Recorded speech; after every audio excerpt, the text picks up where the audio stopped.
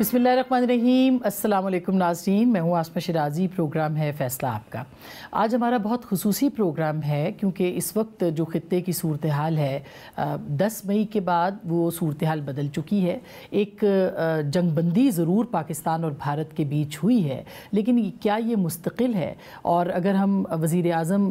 ہندوستان کے وزیر اعظم کے سٹیٹمنٹس دیکھیں تو لگتا ایسے ہے کہ ہندوستان ایڈونچرزم سے باز نہیں آئے گا۔ ان کے ڈیزائنز کیا ہیں، اس خطے کے اوپر تسلط کے حوالے سے پاکستان کی پوزیشن جو کہ مضبوط ہوئی ہے، اس کے بعد اگلا مرحلہ کیا ہے؟ کیا مذاکرات کی میز کے اوپر پاکستان کا ایجنڈا جو ہے وہ کلیئر ہے؟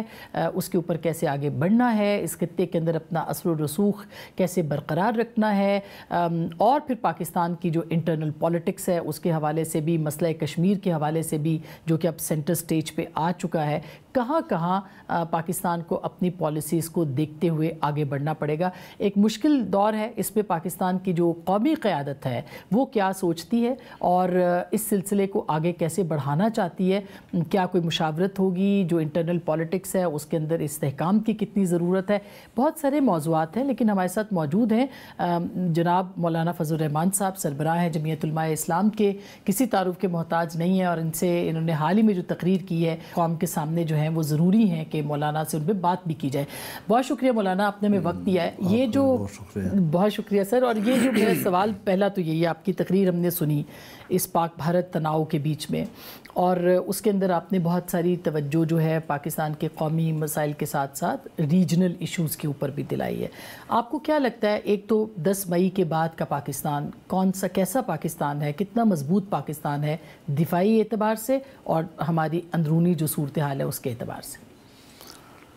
بسم اللہ الرحمن الرحیم، نحمدہ ونصلی علی رسولہ الکریم۔ 10 مئی کے بعد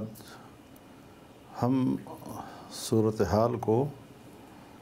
صرف ایک پاکستان کے نظر سے نہیں دیکھ رہے، بلکہ صورتحال ریجنلائز ہو گئی ہے، اور اس کے جو خطرات خطے پہ پڑے ہیں تو سب لوگ جو ہیں خطے کے سر جوڑ کے بیٹھے ہیں کہ اب آنے والے مستقبل کیا ہونا چاہیے یا کیا ہوگا۔ جی، جہاں تک ہندوستان کا تعلق ہے تو ہندوستان نے ظاہر ہے کہ پہلگام کے واقعے کے فوراً بعد اور چند منٹوں کے اندر پاکستان پر اس کا ملبہ ڈالنے کی کوشش کی، اور اس کے عواقب کو دیکھے بغیر پھر انہوں نے سب سے پہلے سنتاس معاہدہ توڑا۔ اب سنتاس معاہدہ دو طرفہ ہے، اور اس کے درمیان جو ہے ثالث اور ضامن وہ ورلڈ بینک ہے۔ ظاہر ہے اس طرح کے معاہدات یک طرفہ طور پر نہیں توڑے جا سکتے، اور انہوں نے صرف یہ نہیں کہ عسکری قوت کے استعمال کی دھمکی دی، بلکہ باقاعدہ آبی جارحیت کی، اور انہوں نے ہماری دریائیں روکیں، اور ہم پاکستان کو بنجر کر دیں گے، اس کا پانی ہم روک دیں گے۔ یہ سارا کچھ کرنے کے بعد انہوں نے پاکستان کے سویلین علاقوں پہ، مساجد پہ، مدارس پہ حملے کیے، بہاولپور میں ہو یا مرید کے میں ہو یا آزاد کشمیر میں ہو یا LOC کے اوپر ہو، اور بے گناہ عام شہریوں کو شہید کیا انہوں نے۔ تو اس سارے منظرنامے میں جی، ہندوستان کو اور مودی صاحب کو اپنے ملک پہ تائید نہیں ملی، اور وہاں کی اپوزیشن نے بھی ان سے اختلاف کیا، اور آل پارٹیز کانفرنس بلا کر بھی یعنی انہوں نے ان کے رویوں کو سراہا نہیں، اس سے اختلاف رائے ہوا۔ مسلمانوں نے اور مسلمان تنظیموں نے وہاں پر ان سے اختلاف کیا، اور پاکستان میں اس کے برعکس یہاں پر ایک یکجہتی آئی۔ میں نے اس وقت بھی فوری طور پر جو بیان دیا، ہر چند کے ہمارے یہاں اختلافات ہیں، ہماری پارٹی خود اپوزیشن میں بیٹھی ہے، الیکشن اور اس کے نتائج پر ہمارے سوالات ہیں، اور بہت سے معاملات پاکستان کے اندر ہیں جس کا میں بعد میں شاید تذکرہ کروں گا، لیکن دفاع وطن کے لیے قوم ایک صف ہوئی۔ کچھ لوگ تو بالکل، بلکہ عوام اور تمام مذہبی تنظیمیں، سیاسی تنظیمیں ہوں یا مدارس ہوں،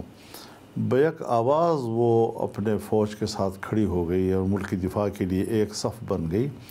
اگر کسی کو بہت زیادہ گریونسز تھیں یا بہت زیادہ کسی کو شکایات تھیں تو وہ بھی خاموش ہو گئے۔ انہوں نے اس خاموشی کے ذریعے سے یہ کردار ادا کیا کہ وہ وطن کے لیے سنجیدہ ہیں اور اس پر کوئی کمپرومائز کرنے کے لیے تیار نہیں ہیں۔ تو اس سارے صورتحال میں اب ظاہر ہے کہ اس کے اندر کشمیر کا مسئلہ بذات خود اجاگر ہوا ہے اور بہتر انداز کے ساتھ اجاگر ہوا ہے، اور اب اگر عالمی برادری ہو یا علاقائی قوتیں ہوں، وہ جب بھی ہندوستان پاکستان کے بیچ میں اگر کوئی مذاکرات کی بات کریں گے تو کشمیر کو اب نظر انداز نہیں کیا جا سکے گا۔ تو یہ غلطی خود نریندر مودی نے کی ہے اور انہوں نے غلط سٹیپ اٹھائے ہیں، اور اب جب ان کو جنگ میں شکست ہوئی ہے، یعنی بھئی مانا کہ ایک پاکستان سے 7-8 گنا زیادہ بڑی ہماری خطے کی فوجی قوت اور اس کے جو وسائل ہیں، اس کے جو ریزروز ہیں، وہ پاکستان کو اس کے ساتھ نسبت ہی نہیں رکھتا جی۔ لیکن اس کے باوجود جب انہوں نے پاکستان کی طرف جارحانہ نظروں سے دیکھا، جارحانہ ارادوں سے دیکھا، اور پھر پاکستان نے جس طریقے سے دفاع کیا، اور خاص طور پر ہماری جو ہواباز ہیں، جانباز، انہوں نے جس طریقے سے جواب دیا ہے، میں سمجھتا ہوں کہ ان کا غرور خاک پہ ملا دیا ہے۔ اور مغرب کو بھی ایک درس ملا ہے کہ مغرب کی جو ٹیکنالوجی انڈیا کے پاس تھی یا ان کے جو دفاعی استعداد اور صلاحیتیں انڈیا کے پاس تھیں، وہ سب ناکام ہو گئی، اور پاکستان کے پاس جو ایشین صلاحیتیں اور توانائیاں تھیں تو وہ کامیاب ہو گئیں۔ تو اس سے ایک موازنہ بھی دنیا میں سامنے آ گیا کہ ایشیا اس حوالے سے، اور پھر چائنا بالخصوص، اور پاکستان چائنا دوستی کا اس مرحلے پر جو اظہار ہوا، تو اس نے ایک بہت اچھا منظر پیش کیا ہے۔ مغرب کو امریکہ تک جا کر یہ احساس ہوا ہے کہ ہمارے رویے جو ہیں وہ ترقی پذیر دنیا کے ساتھ ٹھیک نہیں ہیں، اور پاکستان کو ہم جتنا کمزور سمجھتے تھے ایسا نہیں ہے کہ وہ اتنا تنہا ہے یا اتنا کمزور ہے۔ تو تاہم جو جنگ بندی میں سعودی عرب نے کردار ادا کیا تو ہم ان کو خراج تحسین پیش کرتے ہیں۔ ٹھیک ہے، ہم جنگ نہیں چاہتے تھے، پاکستان تو بالکل بھی جنگ نہیں چاہتا تھا، لیکن پاکستان پر جنگ مسلط کی گئی، اور جب مسلط کی گئی تو پھر دفاع تو ہمارا حق تھا، تو ہم نے ایک دفاعی جنگ لڑی ہے اور کامیاب جنگ لڑی۔ اب اس سے پہلے کہ ہم جو ایک پوری دنیا کا توازن بگڑا ہے، یعنی جیسے آپ نے خود بھی کہا کہ خطے میں ہی نہیں بلکہ چین بھی ایک ہمارے ساتھ تھا، تو ایک توازن سمجھ میں آ گیا کہ کہاں پہ ہے، پلڑا بھاری ہوا ہے چین کا۔ دوسری طرف آپ نے کہا کشمیر سینٹر سٹیج پہ آ گیا، آپ کی تقریر میں آپ نے کہا بہت ساری چیزیں کرنے کی ہیں۔ اب مولانا صاحب وہ مرحلہ ہے جہاں پہ میز پہ جنگ ہوگی۔ ہم نے تاریخ میں میز پہ جنگیں ہاری ہیں، تو آپ اس کو کس طرح سے دیکھتے ہیں کہ کیا وہ چیزیں ہیں جو کہ پاکستان کو اب آگے لے کے چلنی ہے، کس طرح سے کشمیر کے سینٹر سٹیج کو اسی طرح رکھنا ہے اور جیتنا ہے؟ ہمیں اس حوالے سے اپنی اسٹریٹجک پوزیشن کو بھی دیکھنا ہے۔ مثال کے طور پر اگر کوئی یہ کہتا ہے کہ انڈیا کے عزائم کیا ہیں، جی، انڈیا کے عزائم واضح طور پر یہ ہے کہ وہ پورا کشمیر اور گلگت بلتستان اس کو ہندوستان کا حصہ سمجھتے ہیں، اور وہ اس پورے خطے کو اپنے زیر نگی لانے کی کوشش کر رہا ہے، یعنی حتمی اور آخری سوچ ان کی یہی ہے۔ تو جتنی بھی اگر خدا نہ کرے وہ کوئی پیش رفت کرے گا تو ان کا ایجنڈا جو ہے یہ پورا خطہ ہے جس کے ذریعے سے پاکستان اور چائنا کے درمیان رابطہ ٹوٹ جائے گا اس رابطے کو بھی وہ توڑنا چاہتا ہے۔ اس حوالے سے جو لوگ خود مختار کشمیر کی بات کرتے ہیں ان کو بھی اس بات ذہن میں رہنی چاہیے کہ خود مختار کشمیر کے ذریعے سے بھی چین اور پاکستان اور کشمیر راستے ٹوٹ جائیں گے جی، اور پھر ایک نئی صورت دنیا میں سامنے آئے گی جو کسی طرح بھی پاکستان کے اور چین کے مفاد میں نہیں ہوگا۔ اس کے علاوہ جہاں تک ہے تو کشمیر کا مسئلہ، تو کشمیر کا جو آغاز ہوا ہے مسئلے کا یہ تقسیم ہند کے ساتھ ہوا ہے۔ تقسیم ہند کے دوران 500 سے زیادہ ریاستیں بر صغیر میں تھیں اور ان سب کو اتفاق رائے کے ساتھ اختیار دیا گیا، ان کے نوابوں کو، ان کے راجوں کو، کہ وہ یہ فیصلہ کریں گے کہ ان کی ریاست وہ پاکستان کے ساتھ جائے گا یا ان کی ریاست ہندوستان کے ساتھ جائے گا۔ اس اعتبار سے اگر ہم یہ بات آج کرتے ہیں کہ جی خود مختار،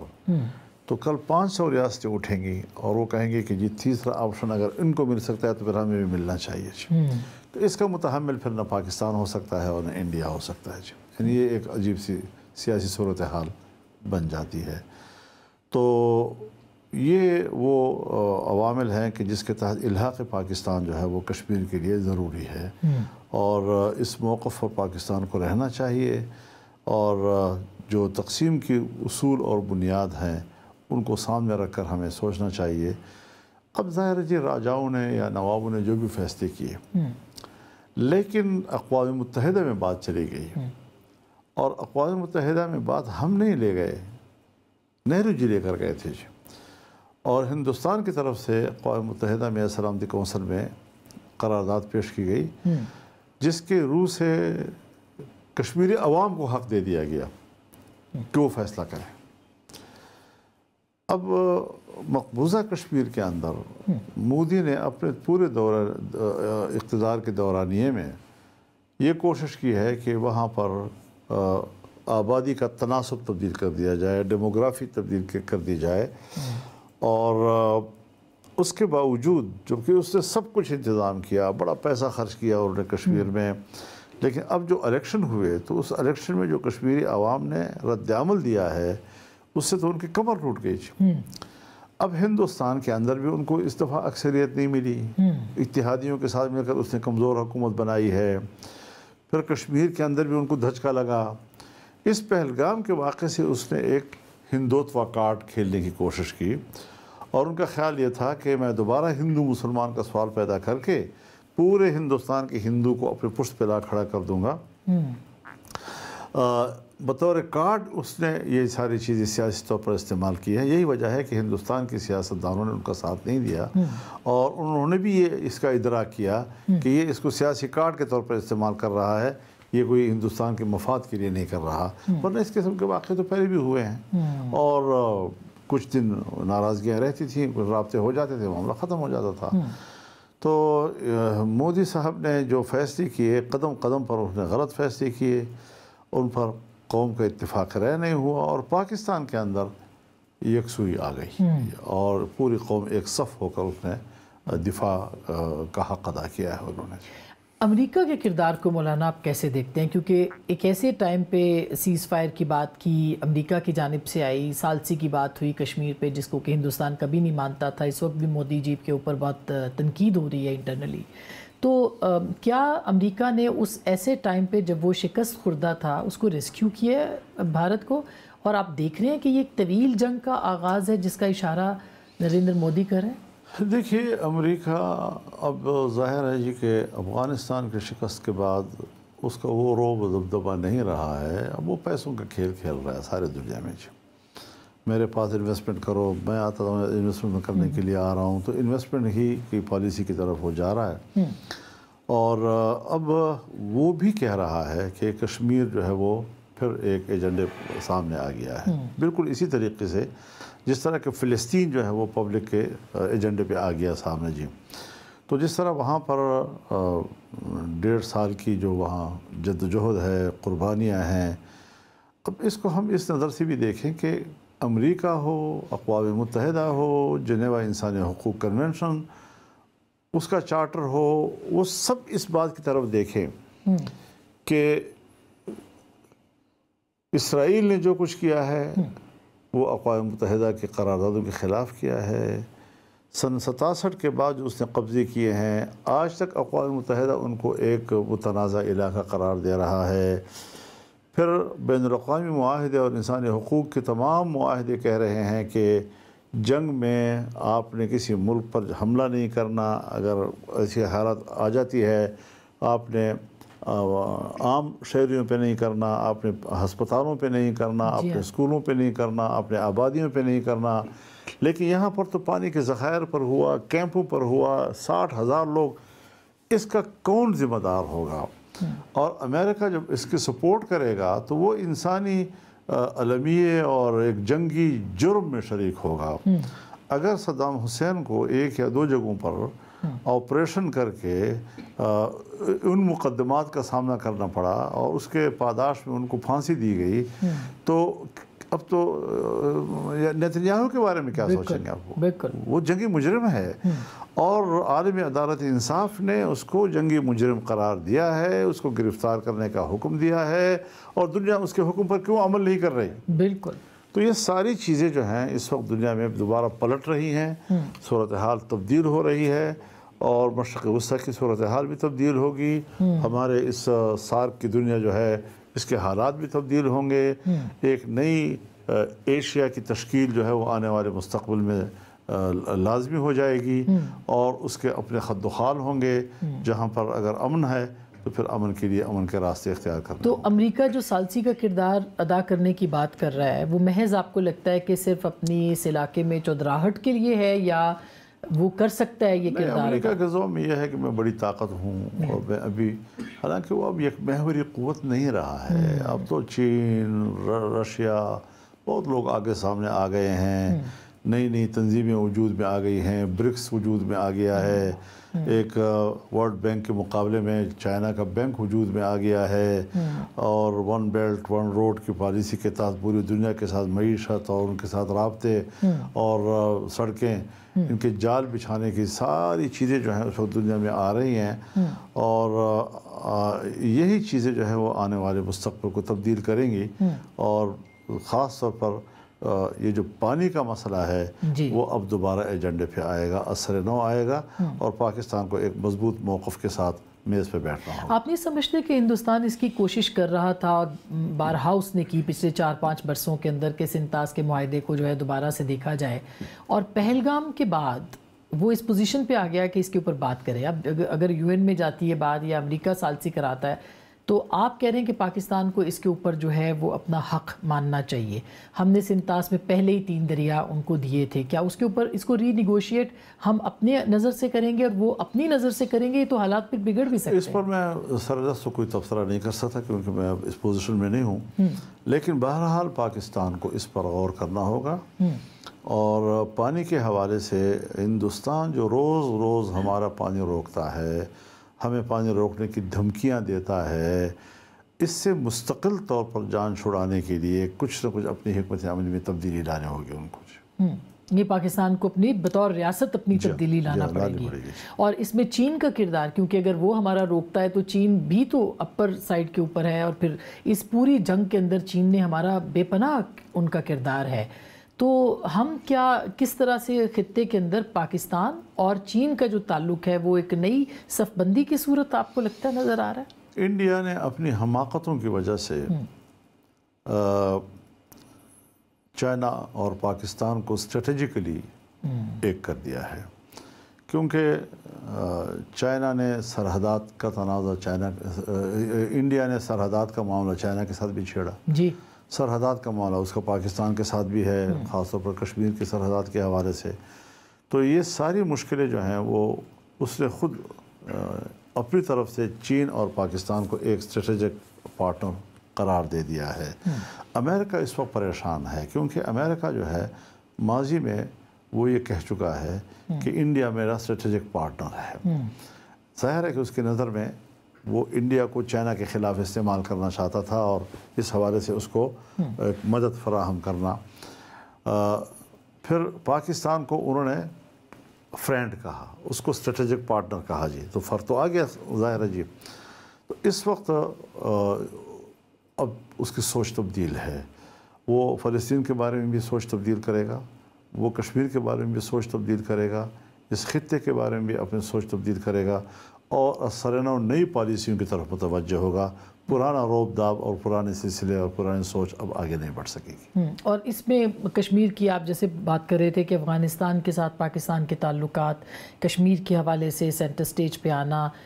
حکومت کی جو اب تک کی اسٹریٹجی ہے وہ آپ کو مناسب لگ رہی ہے؟ کیونکہ مولانا حزب اختلاف کی طرف سے ہمیں، یعنی پی ٹی آئی ہے، آپ ہیں، پی ٹی آئی کی طرف سے ہمیں نظر نہیں آ رہا کہ اس مسئلے کے اوپر وہ اس کو کس طرح سے گائیڈ کریں، شیڈو کیبنٹ کے طور پہ شیڈو گورنمنٹ کی طرف سے دیکھیں، مگر آپ نے کچھ تجاویز اس میں رکھی ہیں سامنے۔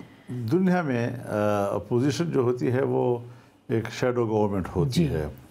لیکن پاکستان میں نہیں ہوتی جی انفارچونیٹلی پاکستان میں کچھ معلوم نہیں اگلے پھر کون آتا ہے جی۔ جہاں تک ہے افغانستان کا مسئلہ، تاریخی اعتبار سے پاکستان اور افغانستان ایک دوسرے کے لیے بہت اہم ہیں جی، اور ایک دوسرے پر بہت سے معاملات میں ڈیپینڈ کر رہے ہیں۔ تو یہ تو بالکل واضح ہے کہ اب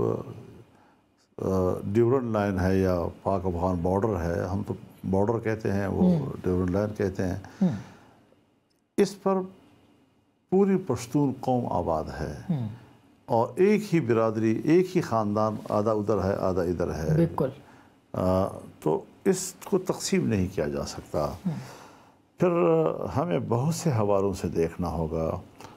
افغانستان میں سرمایہ کاری کے حوالے سے، افغانستان میں تجارت کے حوالے سے، افغانستان کے ساتھ سرحدات کے حوالے سے معاملات، مہاجرین کے مسائل و معاملات، اور پھر جس طرح پاکستان بار بار کہتا ہے کہ وہاں سے پاکستان میں حملے ہو رہے ہیں اور مسلح گروہ وہاں سے آ رہے ہیں، تو یہ ساری وہ چیزیں ہیں کہ ہمیں اس حوالے سے ترجیحات دیکھنی ہوں گی۔ تو جو ہمارا مجموعی مسئلہ ہے، یہ مسلح لوگوں کی کارروائیاں بھی ان میں ایک مسئلہ ہے۔ تو اس ایک مسئلے کے لیے ہمیں مجموعی مفادات جو ہیں، جو افغانستان سے وابستہ ہیں، اس کو خراب نہیں کرنا چاہیے، کیونکہ ذمہ دار ممالک ایسا نہیں کیا کرتے۔ بہت تحمل، صبر، برداشت، اور بہت سے لوگ ہیں پاکستان میں کہ جو اس حوالے سے بڑا کردار ادا کر سکتے ہیں۔ اور اب آپ اس حوالے سے دیکھیں کہ افغانستان کتنا اہم ہے۔ یعنی امریکہ جو 1980 سے لے کر 20 سال طالبان کے خلاف جنگ میں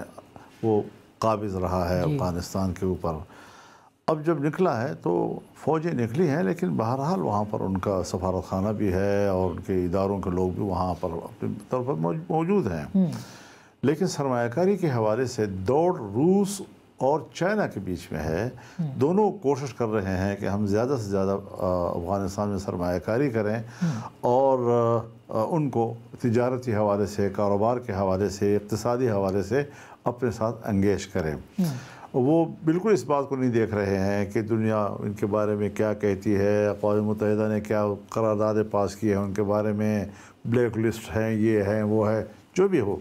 لیکن اب اس وقت وہاں پر وہ حکومت ہیں، اور بطور حکومت کے ان کو تسلیم کیا جا رہا ہے، اور بطور حکومت ہی ان کے ساتھ معاملات طے کیے جا رہے ہیں۔ اس میں مولانا آپ کیا کردار ادا کر سکتے ہیں افغانستان کے سلسلے میں؟ دیکھیے، میں تو خود،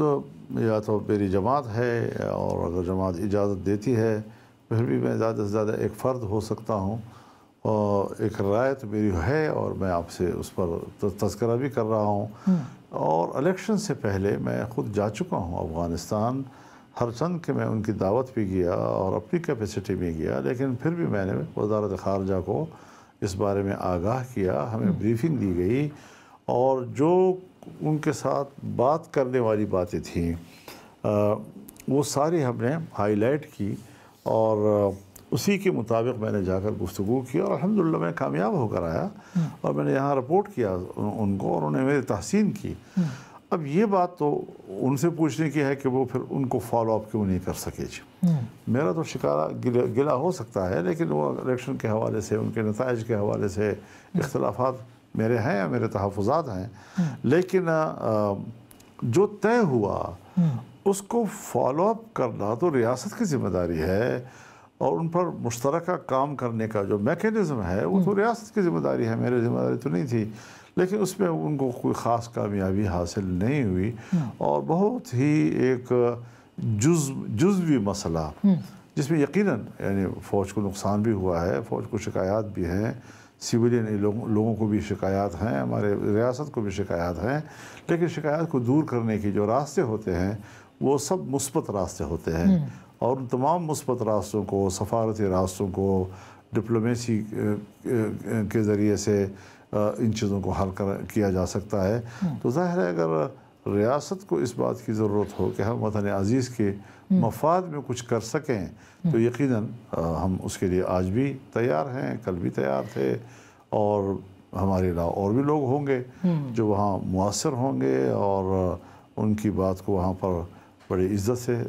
سنا جائے گا اور دیکھا جائے گا. تو اس کے لیے کوئی ایسا ویری امپورٹنٹ سر. میں ناظرین ایک چھوٹی سی بریک لینا چاہتی ہوں. بریک کے بعد ہم بات کریں گے کہ کیا اس وقت پاکستان کی جو پارلیمنٹ ہے اس کی کشمیر کمیٹی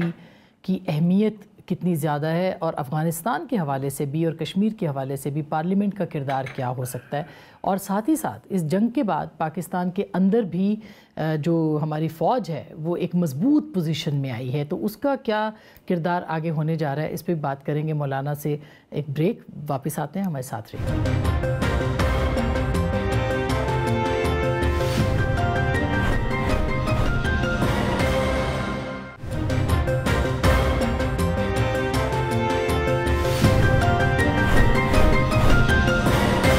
ویلکم بیک. ایک دفعہ پھر آپ کو خوش آمدید کہتے ہیں. مولانا فضل الرحمان صاحب ہمارے ساتھ موجود ہیں. مولانا، اتنی آپ کی سیاست، کشمیر کمیٹی کے آپ چیئرمین رہے ہیں، پارلیمنٹ کا کردار اس وقت کتنا اہم ہے، کیا ہونا چاہیے، کیا کشمیر کمیٹی پھر وجود میں آ سکتی ہے، آپ اس سلسلے میں کوئی کردار ادا کر سکتے ہیں؟ بہت ہائپوتھیٹیکل ہے مگر کوئی کردار سامنے آ سکتا ہے اس سلسلے میں؟ دیکھیے، کشمیر کمیٹی بذات خود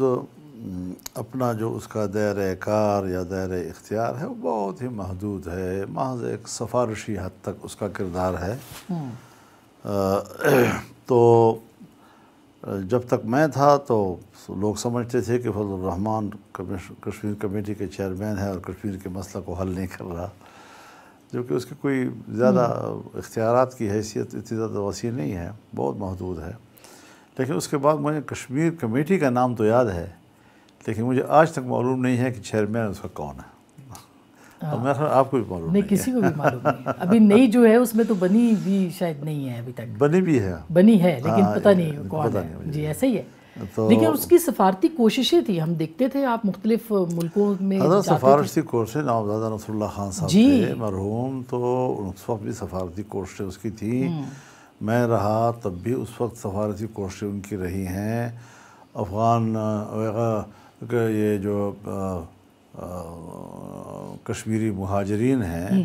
میرے خیال میں کوئی چیئرمین آج تک ان کے کیمپوں تک اس حد تک نہیں پہنچا جتنا میں پہنچا ہوں. تو یہ ساری چیزیں رہی ہیں، لیکن بہرحال پھر اسٹیٹ کے جو فیصلے ہوتے تھے فیصلے تو وہی ہوا کرتے تھے. ہم تو زیادہ سے زیادہ کچھ سفارشات ہی ان کو دے سکتے تھے، اور دیے بھی ہیں اور کامیاب رہے ہم اس میں. تو بہرحال یہ مسئلہ پاکستان کی ریاست کا مسئلہ ہے، اور اس پر کوئی حتمی فیصلہ یا حکومت کر سکے گی یا پارلیمنٹ کر سکے گی. کمیٹیاں جو ہیں وہ تو چلتی رہتی ہیں. حکومت کے ساتھ تو آپ کا پرائم منسٹر تو آپ سے ملنے آتے رہتے ہیں، آپ سے بات بھی کرتے رہتے ہیں، تو انہوں نے کوئی ایسی، کیونکہ آپ افغانستان کے اوپر بھی بات کرتے رہتے ہیں، تو کوئی ایسی اظہار نہیں ہوا کہ بھئی آپ اپنا کردار ادا کریں، یا اسی وقت جو آپ بن کے گئے تھے اور پھر واپس آ کے سفارشات آپ نے دیں، اس کے اوپر بھی کوئی فیڈ بیک آپ نے نہیں لیا کہ کیوں آگے نہیں بڑھے؟ نہیں، اس پر کوئی بات نہ ان کی طرف سے ہوئی ہے، نہ کوئی ہمارے طرف سے اس پر بات ہوئی ہے. تو حکومت اپنے ڈیکورم میں ساری صورتحال کو دیکھتی ہے. آگے جا کے ہو سکتی ہے مستقبل میں، آپ سمجھتے ہیں کہ کوئی ایک اپرچونٹی نکل سکتی؟ آج سنا ہے کہ انہوں نے کوئی اجلاس آل پارٹیز بلائی تھی، پھر کینسل کر دی، لیکن کینسل ہو گئی، ورنہ آج اس پر بات ہو سکتی تھی. آپ کو لگتا ہے کہ ضروری ہے اس وقت کہ سب قومی قیادت کو جی، میں نے تو فوراً جب انڈیا میں آل پارٹیز ہوئی تو میں نے کہا پاکستان میں فوراً آل پارٹیز ہونی چاہیے، لیکن بوجوہ یعنی یہاں نہیں ہو سکی، اور اگر آج بلایا گیا تو کیوں کینسل ہو گئی اس کی مجھے معلومات نہیں ہے۔ اور آپ مطالبہ کرتے ہیں کہ بھئی فوراً بلایا جائے سب کو؟ میں ضرورت محسوس کرتا ہوں اس کی۔ اب یہ ہے کہ باقی پارٹیاں انہوں نے کیا جواب دیا، کیا رسپانس تھا ان کا، مجھے معلوم نہیں ہے۔ اور شاید اسی لیے وہ نہیں بلا رہے کہ اگر کسی ایک پارٹی نے بھی انکار کیا ہو تو پھر بلانے سے شاید وہ اس لیے گھبراتے ہوں کہ پھر وہ خبر بنتی ہے، جی، اور وہ کوئی ایسی خبر نہیں دینا اور چاہتے۔ قومی یکجہتی کو نقصان پہنچ سکتا ہے جو اس وقت آپ نے بتایا کہ ظاہر ہے۔ ہے، ظاہر ہے۔ لیکن سر اب ایک تو ہم خطے کی بات کر رہے تھے، دوسرا جو انٹرنل پالیٹکس ہے وہ بھی بدل گئی ہے، جو 10 مئی سے پہلے کی صورتحال تھی 10 مئی کے بعد نہیں ہے۔ عوامی رائے عامہ ہو 10 مئی سے پہلے 9 مئی ہے نا، جی 9 مئی کے بعد پھر 10 مئی۔ جی بالکل، تو یہ 9 اور 10 مئی جو ہے ان دونوں کی سگنیفیکنس اپنی جگہ پہ آپ سے بہتر کوئی نہیں جانتا، تو اب پھر 10 مئی کے بعد کو آپ کیسے دیکھتے ہیں؟ خاص کر کے فوج ایک پاپولر نیریٹو اور عوامی رائے ان کے حق میں۔ میں اس وقت تو تنقید نہیں کروں گا کسی بات پہ، تجاویز دے سکتا ہوں، جی، اور میں نے پارلیمنٹ میں بھی دی ہیں۔ دیکھیے، ان حالات میں متنازع مسائل کھڑے کرنا یہ شاید ملک کی یکجہتی کے لیے مفید نہ ہو، جس میں پہلی بات ہے مثلاً سندھ کو نئے کینالز پر احتجاج کرنا پڑا، اور ظاہر ہے کہ ان کے اعتماد کو ٹھیس پہنچا۔ اب یہ جو مائنز اینڈ منرل بل آئے گا یا آیا ہے، وہ 2 صوبوں میں آئے گا، بلوچستان میں یا ہمارے خیبر پختونخوا میں، تو اس پر قوم جو ہے وہ قبول نہیں کرے گی اس کو، اور کیوں موقع دیا جائے اس بات پر لوگوں کو کہ وہ نکلیں اور مظاہرے کریں اور کہیں کہ ہمارے حق پہ ڈاکہ ہے۔ اسی طریقے سے اگر بلوچوں میں یا پشتونوں میں لاپتہ افراد کا معاملہ ہے تو اس کو بھی کسی ٹھکانے لگانا چاہیے، اگر کوئی زندہ نہیں ہے تو بھی بتا دینا چاہیے، اگر زندہ ہیں تو بھی بتا دینا چاہیے، اور عدالتوں کی طرف ان کو لے آیا جا سکتا ہے۔ اگر وہ زندہ ہے تو کم از کم پیاروں کو ان سے ملنے کا موقع تو مل سکے گا، چاہے جیل میں ہو، چاہے حوالات میں ہو، چاہے تھانے میں ہو، جہاں بھی ہو۔ تو یہ وہ چیزیں ہیں۔ پھر ہمارے دینی مدارس کا معاملہ ہے، جس طرح آج جمعیت علماء اسلام یا باقی تمام دینی تنظیمیں یا مدارس یا مذہبی طبقہ جس طرح یک آواز ہو کر اپنے ملک کے ساتھ، اپنے ریاست کے ساتھ، اس کی دفاع کے ساتھ کھڑا ہو گیا، پھر کیوں جو طے شدہ معاملات ہیں اور مدارس کے رجسٹریشن کا مسئلہ ہے، ان کے بینک اکاؤنٹس کا مسئلہ ہے، کیوں حل نہیں کیا جا رہا اس کو، اور کون اس کو سبوتاژ کر رہا ہے، کون اس کے راستے میں رکاوٹ ہے؟ میں سوچتا ہوں کہ ملک کی یکجہتی کے لیے کوئی بڑے سے بڑا آدمی بھی اگر رکاوٹ ہے اس کو راستے سے ہٹا دینا چاہیے، اور واضح راستہ ہمیں دے دینا چاہیے کہ ہم اپنے طے شدہ معاملات کو روح بعمل لا سکیں اور کام کر سکیں ہم لوگ۔ تو یہ چیزیں ہیں کہ جو میں سوچتا ہوں کہ حکومت کو اس پر فوری طور پر عمل درآمد کرنا چاہیے۔ اور مولانا جو پی ٹی آئی کے، ظاہر ہے کہ آپ کے صوبے کے اندر آپ ان کے حریف بھی ہیں، خیبر پختونخوا کے اندر، پھر علی امین گنڈاپور صاحب کا جو ایک رویہ ہے، ان کے ساتھ آپ کی جو بات چیت ہوتی رہی، گرینڈ الائنس کی طرف آپ بڑھ رہے تھے، پھر آپ نہیں بڑھے، وجوہات کیا ہے؟ کیا صرف ایک اسپیسیفک علی امین گنڈاپور صاحب کا رویہ ہے یا کچھ اور معاملات بھی تھے؟ آسمان بھی یہ بات ذہن میں رکھیں کہ جمعیت علماء اسلام یا فضل الرحمن بطور اس کے امیر کے کسی فرد کو یا اس کے فرد کی کارکردگی کو بالکل بھی اہمیت نہیں دیتا جی۔ تو کے پی حکومت ہو یا کے پی ہو، یہ پی ٹی آئی کا مسئلہ ہے، اور ہمارے گفتگو اور معاملات پی ٹی آئی سے طے ہو رہے ہیں۔ اگر کبھی ان کا کوئی فرد میرے خلاف بیان بھی دیتا ہے اور آپ کی میڈیا جب مجھ سے سوال کرتی ہے کہ بھائی یہ آپ کے خلاف یہ بات کہی ہے، تو میں اس میں بھی یہی جواب دیتا ہوں کہ بھائی یہ پارٹی کا رکن ہے اور اس کے خلاف خود پارٹی کو اپنی انضباطی کارروائی کرنی چاہیے، میں اس کا جواب نہیں دوں گا جی۔ اور ظاہر ہے کہ میرے رابطہ جو ہے ان کی پارٹی کے ساتھ ہے، گفتگو اگر ہے تو ان کی پارٹی کے ساتھ ہے میری، تو 1 سال سوا سال ہو گیا ہے اور آنے جانے میں گفتگو میں، لیکن چونکہ ہماری پارٹی کی تنظیم نو ہو چکی اور ہمارا نئے ادارے وجود میں آ گئے ہیں، تو اس وقت جو ہماری جنرل کونسل ہے کوئی 1400 لوگ اس کے ممبران ہیں، اور ان کا اجلاس ابھی گزشتہ 19-20 اپریل کو ہوا تھا۔ تو انہوں نے 2 دن اس پر بحث کی اور اس نتیجے پر ہم پہنچے کہ ہمیں فی الحال اپنی جدوجہد وہ اپنے ہی پلیٹ فارم سے جاری رکھنی ہے، اور جو روزمرہ معاملات پر جن مسئلے پر کوئی اشتراک عمل ہو سکتا ہے تو وہ اشتراک عمل کے لیے ہم تیار رہیں گے جی۔ تو اس طرح ایک متوازن حالات کی مناسبت سے ہم نے ایک رائے قائم کر لی اور اسی پہ ہم چل رہے ہیں۔ پھر آپ جماعت اسلامی سے بھی ملے، منصورہ بڑے عرصے کے بعد اب گئے، تو بہت سے لوگوں نے مجھ سمیت یہ سمجھا کہ ایک دفعہ پھر MMA کا ریوائیول جو ہے وہ ہو رہا ہے۔ نہیں، اس میں یہ تھا جی کہ رمضان مبارک میں جناب لیاقت بلوچ صاحب تشریف لائے تھے میرے گھر پہ، اور ان کے ساتھ ہمیشہ بہت اچھا پیار کا تعلق ہے ہمارا اور احترام کا تعلق ہے۔ تو میں نے ہی یہ سوال اٹھایا تھا کہ عرصہ ہوا ہے رابطہ نہیں ہے، تو رابطہ ہونا چاہیے۔ تو پھر میں نے ہی کہا ان سے کہ میں انشاءاللہ جب اپنی پارٹی کے اجلاس میں آؤں گا تو میں وہاں آپ کے منصورہ میں بھی آؤں گا۔ تو انہوں نے بڑا سراہا اس کو اور کہا یہ تو بہت اچھا اقدام ہوگا آپ کا اگر آپ وہاں آ گئے تو۔ اتنے میں جب وہ دن قریب آئے تو پروفیسر خورشید صاحب کا انتقال ہو گیا جی۔ تو وہ جماعت اسلامی کے سینئر رہنما تھے اور ہمارے کولیگ رہے ہیں جی، تو پھر ضروری ہوا کہ میں ان کی تعزیت کے لیے حاضر ہوں۔ تو وہ اس حد تک محدود تھا، MMA نہیں بن سکتی آپ؟ نہیں، اس پر کوئی ذکر ہی نہیں ہوا، کوئی ایجنڈا ہی نہیں تھا اس کے حوالے سے۔ آپ لوگ تو ایک ناخن برابر جگہ دیکھتے ہیں نا جی، تو پھر ایک دم سا اس کو آپ سمجھتے ہیں کہ بس کوئی بہت بڑا تبدیلی آ گئی ہے۔ منصورے میں جانا میرے لیے کوئی پہلی مرتبہ نہیں ہے، اور ان کا بھی ہمارے ہاں آنا کوئی ایسا نہیں ہے کہ ہم ایک دوسرے سے بہت مانوس ہیں، اختلاف رائے کے باوجود ہم ایک دوسرے سے بہت مانوس ہیں، اور اگر آنے والے مستقبل میں کسی ایسے بڑے اقدام کی ضرورت پڑی تو ہم انکار تو نہیں کریں گے ان چیزوں کا۔ لیکن PTI کے ساتھ گرینڈ الائنس جو ہے وہ ابھی الائنس کا مسئلہ نہیں ہے جی، اس میں کوئی شک نہیں جی، خارج از امکان ختم۔ اتنے سخت الفاظ نہیں استعمال کریں نا، میں نہیں کر رہا ان کے لیے۔ ناظرین، میں ایک چھوٹی سی بریک لے رہی ہوں، بریک کے بعد واپس آئیں گے، اور جو ابھی مولانا صاحب نے کہا کہ سیاسی جماعتوں کو اکٹھا کریں اور ایک رائے عمل بنائیں، ایک رائے عامہ کے حوالے سے قومی یکجہتی پیدا کریں، اس میں کیا کیا پرابلمز ہیں اور کیا یہ ممکن ہے، اور عمران خان صاحب کی جماعت، خود عمران خان صاحب جو ہیں وہ اس میں کتنے کوآپریٹو ہو سکتے ہیں، بریک کے بعد اس پہ بات کریں گے۔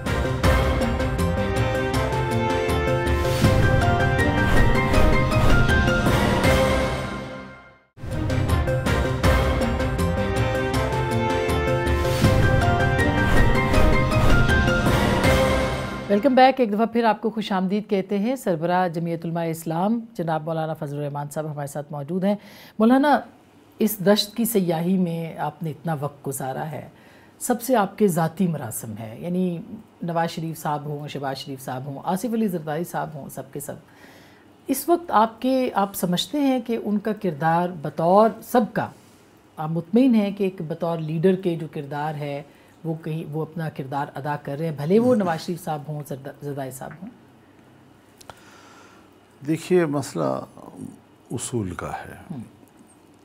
اگر میں نے 2018 کے الیکشن کو اس لیے قبول نہیں کیا کہ دھاندلی ہوئی ہے، اگر ہم نے 1977 کے الیکشن کو اس لیے قبول نہیں کیا تھا کہ دھاندلی ہوئی ہے،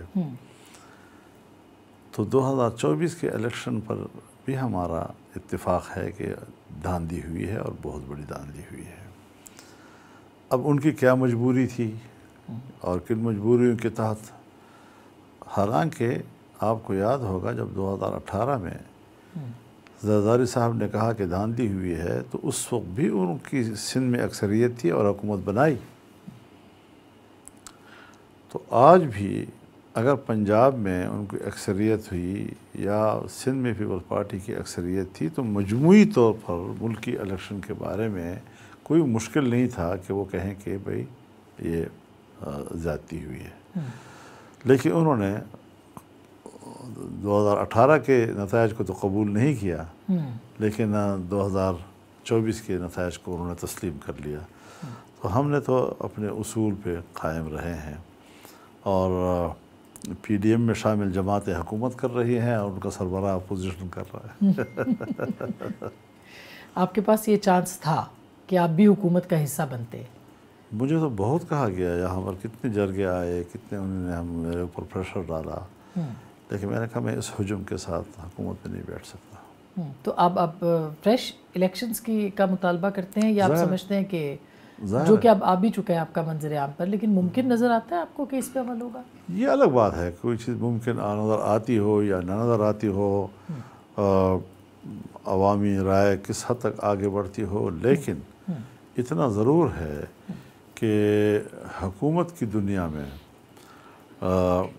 مؤثر سیاسی قیادت یا مؤثر سیاسی شخصیات وہ پس منظر میں جا رہی ہیں، اور عوام جن کو لیڈر نہیں کہتی وہ اگر سامنے لائے جائیں گے اس لیے کہ اکثریت بنا کر کمزور لوگوں کے ذریعے سے اپنی مرضی کی قانون سازیاں کروائی جائیں گی، تو پھر ظاہر ہے جی کہ یہ چیزیں پھر نقصان کرتی ہیں۔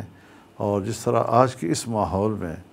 جس قدر ضرورت نواز شریف کی تھی کہ وہ خود میدان میں آ کر ان کے پشت پہ آ جائیں، لیکن وہ بھی نہیں آئے جی۔ کیوں نہیں آئے آپ کے خیال میں؟ میں یہی کہہ رہا ہوں نا جی کہ وہ قیادت کو پس منظر میں پھینک دیا گیا ہے جی، اور یہ سوچنا ہے اسٹیبلشمنٹ کو اس حوالے سے کہ اس طرح کے الیکشن کہ جس میں صرف ان کے مرضی کی قانون سازیاں ممکن ہوں تب حکومت بنے گی،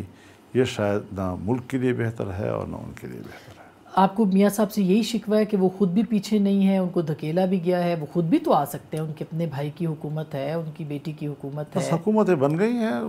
جس کی اس پہ وجہ انہوں نے سے کمپرومائز کر لیا ہے۔ خاموش ہو گئے، کیا کرنا ہے، کمپرومائز کریں یا نہ کریں۔ لیکن اور عمران خان صاحب کے بارے میں آپ کیا کہتے ہیں؟ اس وقت کہا جا رہا ہے کہ قومی یکجہتی کے لیے ان کو رہا کیا جائے۔ ان کو دیکھیے، رہائی کا معاملہ نہ میرا ہے نہ آپ کا ہے، عدالتوں کا ہے۔ عدالتیں جو ہیں اگر اس کو رہا کرتی ہیں تو سب سے پہلے میں خوش آمدید کہوں گا اس کو جی۔ لیکن ایسی چیزیں کہ جو ہمارے دائرۂ کار میں نہیں آتی، اور صرف ہم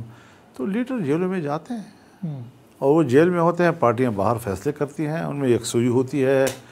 یہاں تو عمران خان جیل میں ہے تو یکسوئی بھی موجود نہیں ہے پارٹی کے اندر، تو کس کے ساتھ بات کر کے اتحاد کی باتیں کی جائیں؟ یکسوئی نہیں ہے، یہ اختیار نہیں ہے ان کی پارٹی کے پاس، دونوں چیزیں۔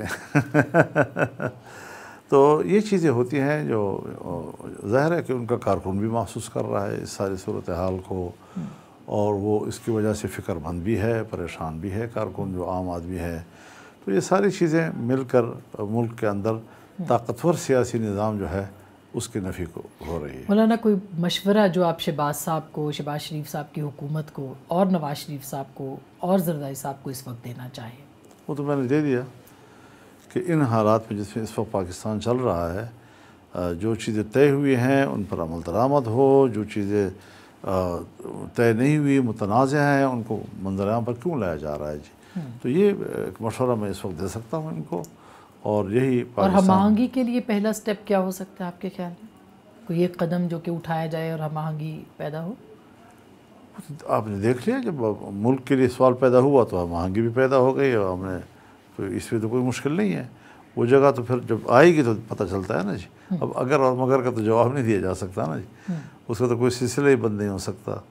تو جو حالات آئے اس نے ثابت کیا کہ اب یہ وہ جگہ ہے جہاں پر ہمیں یکجہتی کی طرف جانا چاہیے، تو ہم گئے۔